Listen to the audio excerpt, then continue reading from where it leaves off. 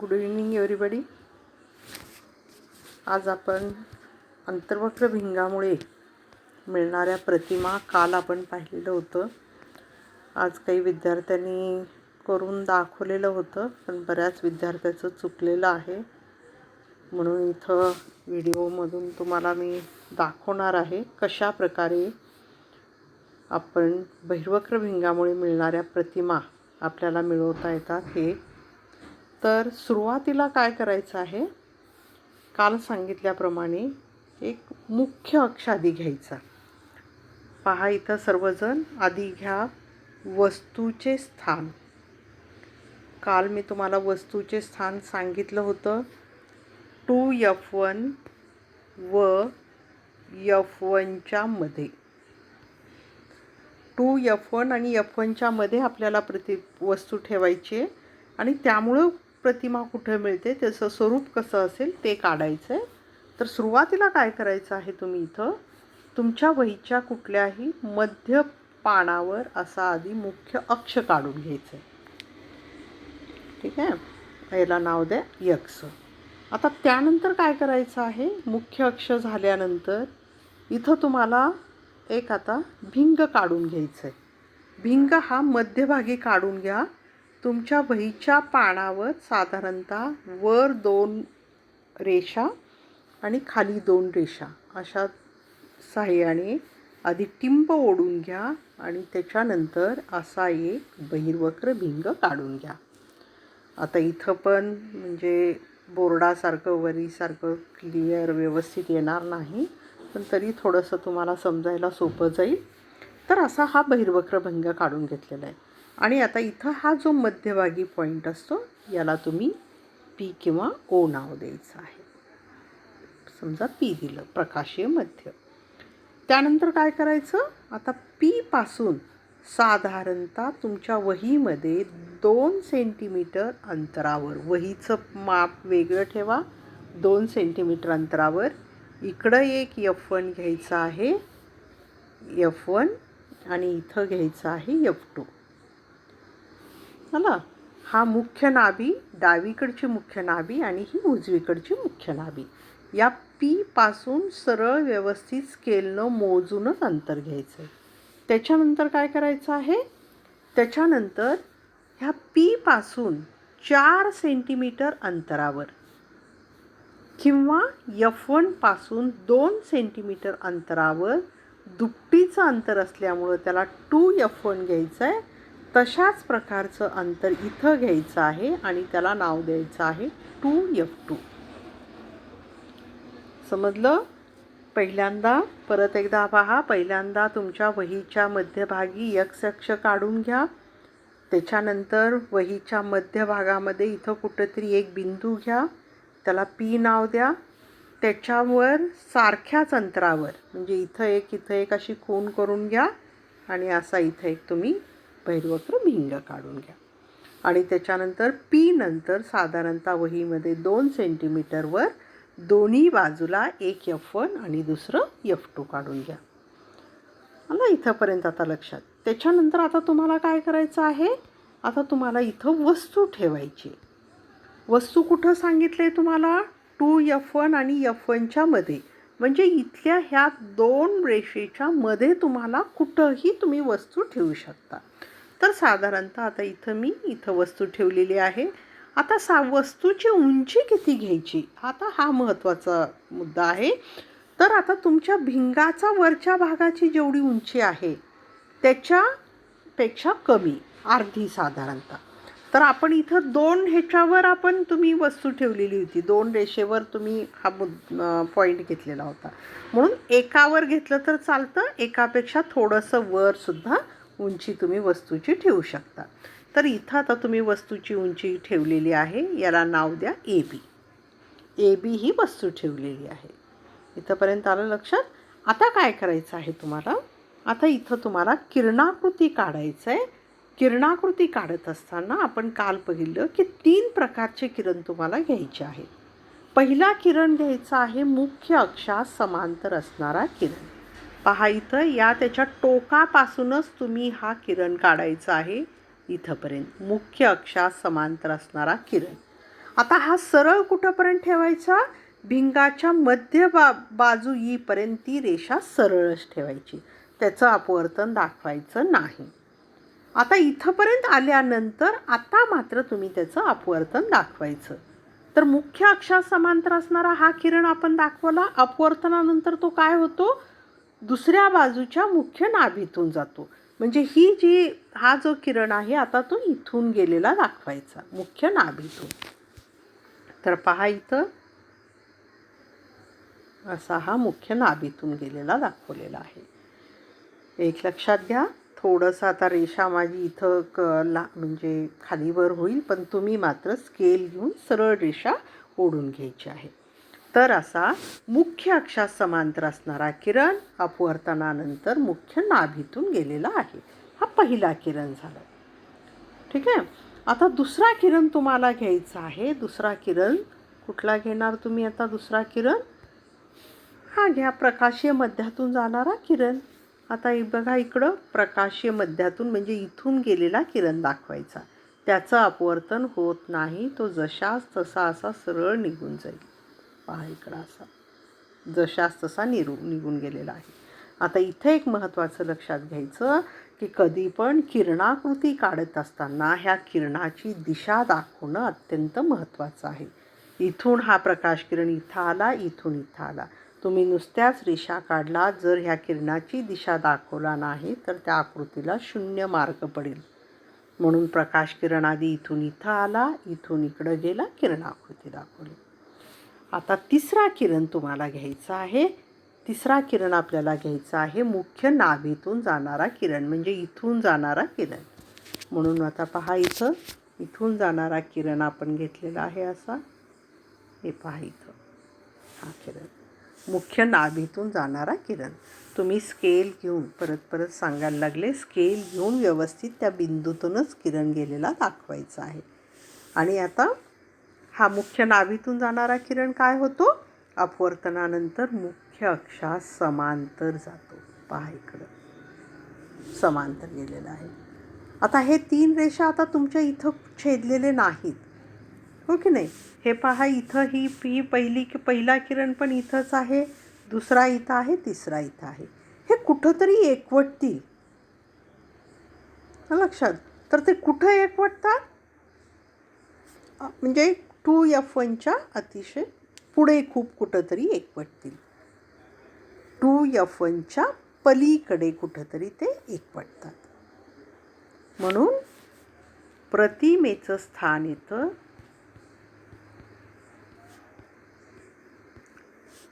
2F2च्या पलीकडे. आणि प्रतिमेचं स्वरूप कसं असणार आहे, प्रतिमेचं स्वरूप आता पहा इथं तुम्हाला खाली रेषा एकवटल्यात. इथं एक्स अक्ष आहे, त्याच्या खाली एकवटले की आपल्याला प्रतिमा कशी मिळते, वास्तव मिळते. आणि वास्तव प्रतिमा नेहमी उलट असतात, म्हणून वास्तव आणि उलट प्रतिमा. आणि प्रतिमेचा आकार कसा राहणार आहे पहा, जिकडं म्हणजे जेवढं जास्त तिकडं तुम्ही एकवटाल तेवढं त्या रेषा खाली जातात, म्हणजे प्रतिमा तुम्हाला अतिविशालित मिळते. अतिविशालित प्रतिमा म्हणजेच वस्तू जेव्हा तुम्ही F1 आणि 2F1च्या मध्ये ठेवता तेव्हा तुम्हाला प्रतिमा विशालित मिळते, आणि ती सुद्धा वास्तव आणि उलट मिळते. तर अशा प्रकारे तुम्हाला तिथं किरणाकृती काढायचं आहे. लक्षात येईल. आता परत एकदा पहा, तुम्हाला दुसरं अजून एक प्रतिमेचं स्थान आपण इथं बदलूयात. इथं तुम्हाला वस्तू घ्यायची आहे. तुम्हाला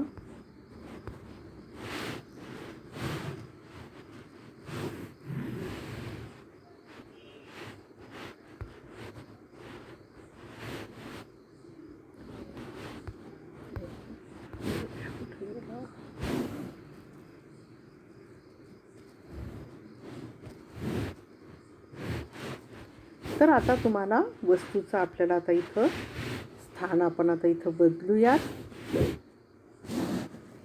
वस्तूचे स्थान आहे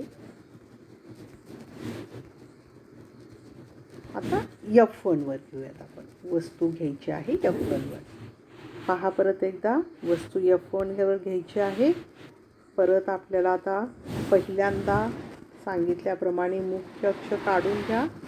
हा पहा इथे मुख्य अक्ष काढलेला आहे. थोडंसं वक्र गेलेलं आहे मुख्य अक्ष.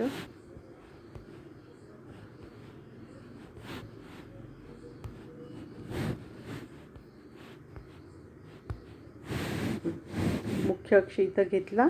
आता इथं काय करायचं आहे? आता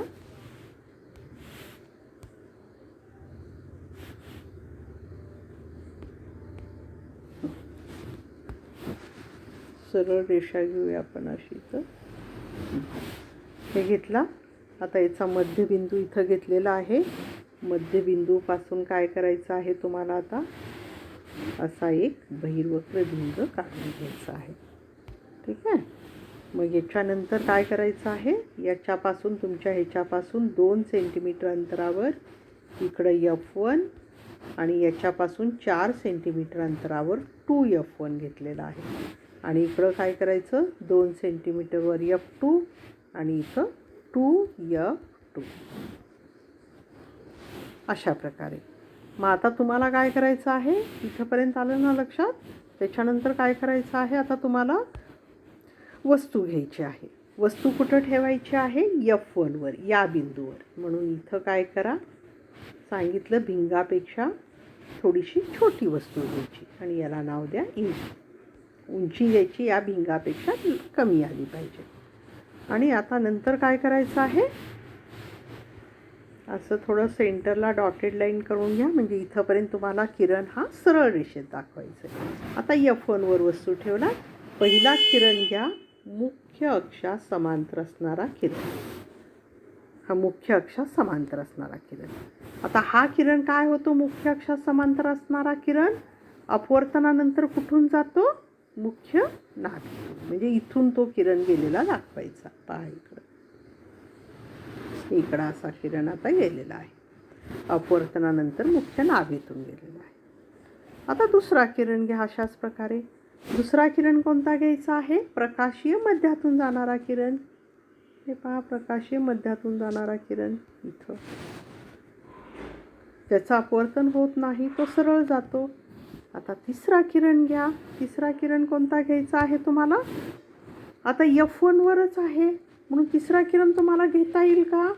मुख्य नाभीतून जाणारा किरण घेता येणार नाही. तुम्हाला आता इथं 2च किरण घ्यावे लागतील. एक मुख्य अक्षास समांतर असणारा किरण जो अपवर्तनानंतर मुख्य नाभीतून जातो आणि दुसरं सरळ प्रकाशीय मध्यातून जाणारा किरण. आता इथं पहा तुम्हाला आता इथं लक्षात येईल ह्या 2 किरणामधलं अंतर थोडंसं जास्त आहे. हे जवळ कुठंही एकवटणार नाहीत. आधीच्या आकृत्यामधलं पहा. आधीच्या आकृत्यामध्ये ह्या किरण हे जवळपास कुठंतरी होते असे जवळपास. त्याच्यामुळे ते लवकरच कुठंतरी एकवटलेले असतील. पण आता इथं मात्र याच्यातलं अंतर हे वाढत गेलेलं आहे. त्याच्यामुळं आता हे याच्यामध्ये तुम्हाला अंतर हे म्हणजे एकवटायला किरण वेळ लागेल. म्हणजे हे एकवटतील कुठं? तर अनंत अंतरावर एकवटतील. अनंत अंतरावर. म्हणून वस्तू जेव्हा F1वर असते तेव्हा तुम्हाला प्रतिमा ही अनंत अंतरावर मिळते. आणि एवढं जसं जसं भिंगाच्या पुढे वस्तू जाईल तसं तसं ती अतिविशालित होते. म्हणजे प्रतिमेचा आकार कसा राहणार आहे? आकार हा अतिविशालित राहणार आहे. अतिविशालित. आणि अंतर बहिर्वक्र भिंग आहे त्याच्यामुळे बहिर्वक्र भिंगामुळे तुम्हाला तिथं प्रतिमा ही वास्तव आणि उलटच मिळते. ठीक आहे. तर अशा प्रकारे जेव्हा वस्तू तुम्ही F1वर ठेवता, मुख्य नाभीवर ठेवता, तेव्हा तुम्हाला अतिविशालित अनंत अंतरावर अशी प्रतिमा मिळत असते जी वास्तव आणि उलट असते. समजलं? तर कालच्या 2-3 आकृत्यावरून तुमच्या लक्षात आलं असेल की जशी जशी वस्तू तुम्ही भिंगाच्या जवळ आणत जाता तशी तशी प्रतिमा ही तुम्हाला मोठी मिळत जाते. वस्तू तुम्ही पहिल्यांदा 2F1च्या पलीकडे ठेवला होता. 2F1च्या पलीकडे ठेवल्यानंतर तुम्हाला प्रतिमा ही F2 आणि 2F1च्या मध्ये मिळाली होती. जेव्हा वस्तू तुम्ही 2F1वर ठेवला होता तेव्हा प्रतिमा तुम्हाला 2F2वर मिळाली. वस्तू एवढीच प्रतिमा मिळाली. वस्तू जेव्हा तुम्ही 2F आणि F1च्या मध्ये इथं ठेवलात तेव्हा प्रतिमा तुम्हाला 2F2च्या पलीकडे मिळाली. थोडीशी मोठी प्रतिमा मिळाली. आणि जेव्हा वस्तू तुम्ही F1वर ठेवलात, वस्तू जेव्हा भिंगाच्या जवळ आणलात, F1वर ठेवलात, प्रतिमा तुम्हाला अनंत अंतरावर मिळाली. अतिविशालित तुम्हाला प्रतिमा तिथं मिळालेली होती. तर अशा प्रकारे जशी जशी वस्तू तुम्ही भिंगाच्या जवळ आणाल तसं तसं प्रतिमा ही तुम्हाला मोठी मिळत जाते, विशालित मिळत जाते. आता त्यानंतर एकच तुम्हाला वस्तूचं एक स्थान दाखवते तुम्हाला. इथं मी वस्तूचं स्थान आहे P आणि Fच्या मध्ये. P आणि Fच्या मध्ये वस्तू तुम्हाला ठेवायची आहे. तर अशा वेळेस तुम्हाला प्रतिमा कुठं मिळते किंवा कशा प्रकारे मिळते? तर पहा, इथं आकृती काढत असताना पहिल्या सगळ्या स्टेप्स ह्या सारख्याच आहेत. म्हणजे परत काय करा, आता इथं तुम्ही एक मुख्य अक्ष काढून घ्या. इथं मुख्य अक्ष काढलेला आहे. आता मुख्य अक्ष काढल्यानंतर काय करायचं आहे, मध्यबिंदू इथं घ्यायचा आहे P आणि या Pच्या भोवती इथं 1-2 बिंदू सारख्या अंतरावर, इथं 2 बिंदू आणि काय करायचं आहे, इथं आता बहिर्वक्र भिंग काढायचं. काढल्यानंतर P पासून 2 सेंटीमीटर अंतरावर F1 घ्यायचं आहे. 4 सेंटीमीटर अंतरावर घ्यायचं आहे 2F1. तसंच इकडच्या बाजूला F2 आणि इथं 2F2 झालं. मग आता वस्तू तुम्हाला कुठं ठेवायची आहे? ह्या P आणि Fच्या मध्ये कुठंतरी वस्तू ठेवायची. कुठंही ठेवू शकता. तर इथं साधारणतः इथं तुम्ही आता ही वस्तू घ्या. AB वस्तू घेतली, बाण वरच्या बाजूला दाखवायचा, AB वस्तू. आता परत 3 प्रकारचे किरण. एक पहिलं मुख्य अक्षास समांतर असणारा किरण. हा अपवर्तनानंतर काय होतो? मुख्य नाभीतून जातो असा. आता दुसरा किरण तुम्हाला घेता येतो का? मुख्य नाभीतून जाणारा किरण घेता येणार नाही. म्हणून दुसरा किरण कुठला घ्यायचा? प्रकाशीय मध्यातून, म्हणजे या P मधून जाणारा किरण असा. हे पहा, अंतर हळूहळू वाढत गेलेलं आहे. म्हणून हे प्रकाश किरण कुठंही एकवटत नाही. पण इथं काय होतं, हे किरण जे आहे, हे किरण असे मागे कुठंतरी एकत्रित झाल्याचा आपल्याला भास होतो. तर हा जो प्रकाश किरण आहे, हा किरण असाच कुठंतरी मागे असा वाढत जातो असा. आणि हा सुद्धा प्रकाश किरण असाच मागे वाढत जातो.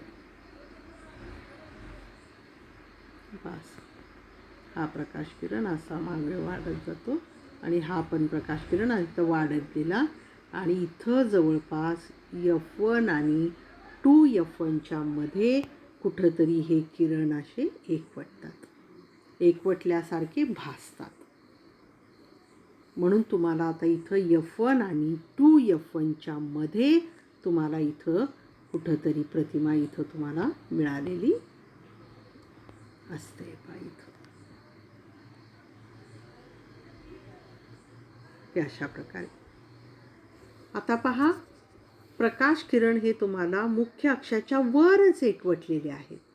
जेव्हा प्रकाश किरण मुख्य अक्षाच्या वरच एकवटतात तेव्हा तुम्हाला मिळणारी प्रतिमा ही आभासी असते. आणि आभासी प्रतिमा हे नेहमी सुलट प्रतिमा असतात. म्हणून ह्या बाण सुलट म्हणजे जशाच तशी, हा बाण तुम्हाला वरच्या बाजूला दाखवायचा आहे. आणि बघा, तुम्हाला वस्तू एवढी होती त्याच्या दुप्पट तुम्हाला इथं प्रतिमा मिळालेली आहे. म्हणजे प्रतिमा कशी मिळते? विशालित मिळते आणि 2F1 आणि F1च्या मध्ये मिळते. म्हणजे तुम्हाला आता लक्षात आलं असेल बहिर्वक्र भिंगामुळे आपल्याला नेहमी आभासी आणि सुलट प्रतिमा मिळत नाहीत. नेहमी वास्तव आणि उलट प्रतिमा मिळतात. पण जेव्हा वस्तू तुम्ही पी आणि एफच्या मध्ये ठेवता, पी म्हणजेच प्रकाशीय मध्य आणि एफ म्हणजे मुख्य नाभी, म्हणजे बहिर्वक्र भिंगासमोर जेव्हा वस्तू तुम्ही प्रकाशीय मध्य आणि मुख्य नाभीच्या मध्ये ठेवता, तेव्हाच तुम्हाला त्याची विशाली आणि सुलट प्रतिमा मिळते. आहे तशी वस्तू तुम्हाला पण मोठी करून मिळत असते. लक्षात, बहिर्वक्र भिंगामुळे. म्हणून आता हा माझा बहिर्वक्र भिंग आहे इथारसा. म्हणून वस्तू जेव्हा तुम्ही मुख्य नाभीच्या आणि प्रकाशीय मध्याच्या मध्ये ठेवता, ज्यालाच आपण नाभी अंतर म्हणतो, हो की नाही. प्रकाशीय मध्य आणि मुख्य नाभी यातील अंतराला आपण नाभी अंतर म्हणतो. म्हणजे वस्तू जेव्हा नाभी अंतराच्या आत असेल तेव्हा तुम्हाला त्या वस्तूची मोठी आभासी प्रतिमा मिळत असते. तर बाकीच्या स्थानाच्या वेगळ्या आणि फक्त ही थोडीशी तुम्हाला वेगळी आकृती तुम्हाला मिळत असते. तर असं हे किरणाकृतीमुळे मिळणाऱ्या वेगवेगळ्या प्रतिमा आहेत. तुम्हाला पेज नंबर 83 इथं तुम्हाला वस्तूचं स्थान आणि त्याच्यापासून मिळणाऱ्या प्रतिमा कुठं मिळतात याचा तक्ता दिलेला आहे. तो तक्ता सगळ्यांनी अभ्यासायचा आहे. आणि प्रत्येकजण आता अजून एकदा वस्तूचं स्थान बदलून वेगवेगळ्या प्रतिमा मिळतात का पहा. आणि काही अडचण असेल तर आपण उद्या पाहूयात. तर इथंच आज आपण थांबूयात. Good night.